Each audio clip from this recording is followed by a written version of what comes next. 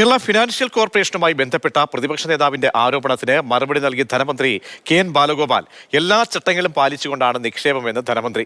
അനിൽ അംബാനി കമ്പനിയിലെ KFC നിക്ഷേപം മാനദണ്ഡങ്ങൾ പാലിച്ചെന്ന് മന്ത്രി പറഞ്ഞു. ആ ബോർഡ് ഇത് സംബന്ധിച്ച് തീരുമാനമെടുക്കുന്നു. നമുക്കിപ്പോൾ ഇൻവെസ്റ്റ്മെന്റ് വരുമ്പോൾ പലപ്പോഴും നിങ്ങൾക്കറിയാം, ഈ ഷെയർ മാർക്കറ്റ് പോലെ തന്നെ ഈ ഡിബഞ്ചർ മാർക്കറ്റും മറ്റു മാർക്കറ്റും ഒക്കെ ഉണ്ട്. അതിനകത്ത് തീരുമാനം ഓരോ ദിവസം അല്ലെങ്കിൽ ബോർഡ് തീരുമാനിച്ച ഒരു മാസം എടുത്ത് അങ്ങനെയൊന്നും ആയിരിക്കത്തില്ല. തീരുമാനം എടുത്തിട്ട് റാറ്റിഫൈ ചെയ്യുക എന്നുള്ളതാണ് സാധാരണ നടപടിക്രമം. വലിയ സ്ഥാപനങ്ങളെല്ലാം അങ്ങനെയാണ്. ഇവിടെയും സർക്കാർ സ്ഥാപനമായതുകൊണ്ട് മറ്റ് സ്ഥാപനങ്ങളെക്കാളും കുറച്ച് ശ്രദ്ധാപൂർവ്വം തന്നെയാണ് അക്കാര്യങ്ങൾ ചെയ്യേണ്ടത്. അങ്ങനെയാണ് ചെയ്തിട്ടുള്ളത്. ആ ഡിസിഷൻ എടുത്തതിനകത്ത് തെറ്റ് ശരിയൊക്കെ വരാം. അതിനകത്തൊന്നും ഞാൻ പറയുന്നത് ഇപ്പം അവിടെ അല്ലാതെ വേറെ സ്ഥാപനത്തിലായിരുന്നെങ്കിൽ ലാഭം കിട്ടിയതിനെയും നഷ്ടം വരത്തില്ല എന്നൊക്കെ പറയാം. അപ്പോൾ തീരുമാനം എടുക്കുമ്പോൾ അന്നത്തെ നിലയിൽ ആ റേറ്റിംഗ് ഉള്ള ഒരു സ്ഥാപനത്തിൽ വേണം.